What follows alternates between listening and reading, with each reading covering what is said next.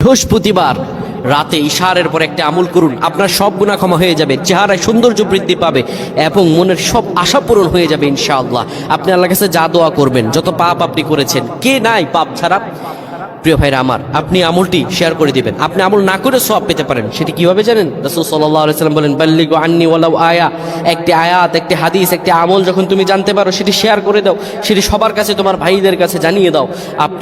আপনি আমল না করে সওয়াব পাবেন। যদি আপনার একটি শেয়ারে অন্যজন আমল করে, তাহলে তার আমলের পার্সেন্টেজ থেকে আল্লাহ তাআলা আপনাকে সওয়াব দান করবেন। সুবহানাল্লাহ।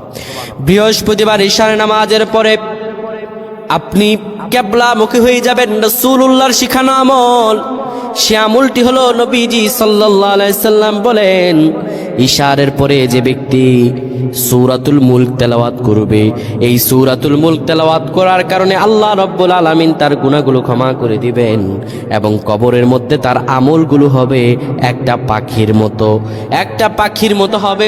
সেই পাখিটি এত সুন্দর হবে, তার আমলগুলো, সেই পাখিটি তার হয়ে ফেরেশতাদের সঙ্গে জবাব দিয়ে দিবে। আমার আল্লাহ রাব্বুল আলামিন দয়া করে, মায়া করে তাকে মাফ করে দিবেন। সুবহানাল্লাহ।